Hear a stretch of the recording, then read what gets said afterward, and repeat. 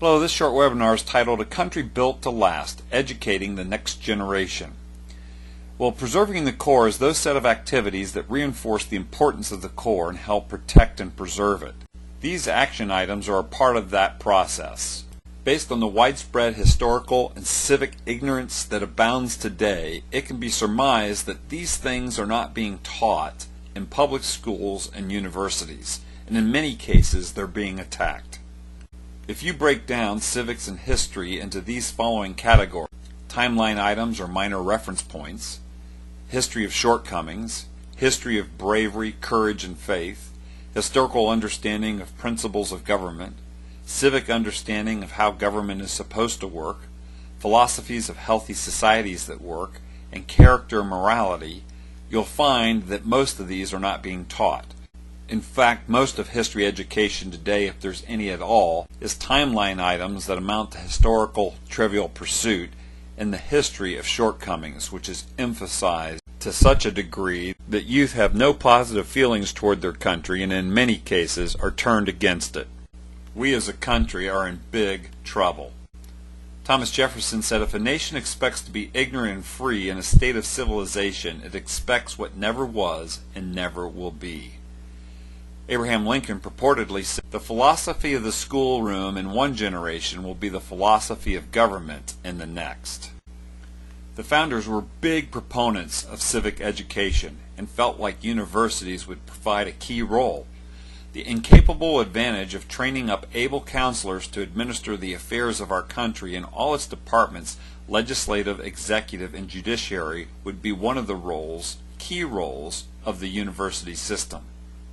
In fact, Jefferson recommended 4 key areas of civic study: to study the general principles of liberty through the works of John Locke and Algernon Sidney, the Declaration of Independence for its distinctive principles of the U.S. government, the Federalist Papers for the genuine meaning of the U.S. Constitution, and Washington's farewell address for the political lessons of peculiar value.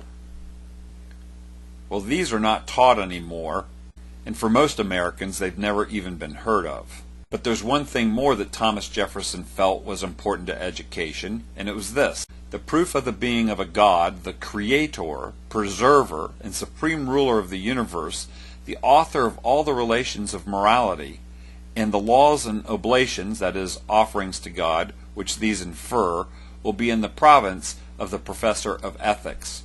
So in other words, ethics as taught in public schools and in the university would have at its core the teaching and principles about the creator, preserver, and supreme ruler of the universe.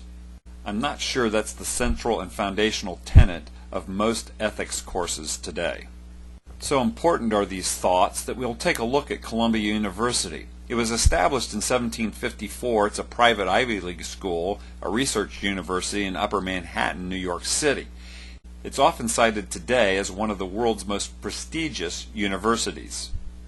William Samuel Johnson was president of Columbia College in 1787, the year the Constitution was passed out of convention, and he said this during graduation ceremonies: "You this day have, by the favor of Providence and the attention of friends, received a public education, the purpose whereof hath been to qualify you the better to serve your Creator and your country. Your first great duties are those you owe to heaven, to your Creator and Redeemer. Let these be ever present to your minds and exemplified in your lives and conduct, and print deep upon your minds the principles of piety towards God, and a reverence and fear of His holy name.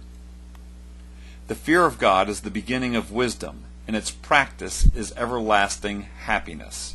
William Samuel Johnson, signer of the U.S. Constitution, framer of the Bill of Rights, and president of Columbia College, also a U.S. Senator. I can assure you that this is not what Columbia College is teaching today, nor a majority of universities across the United States. If anything, it's a direct attack on these ideas. Daniel Webster said this: "If we work on marble, it will perish. If on brass, time will efface it. If we rear up temples, they will crumble into dust.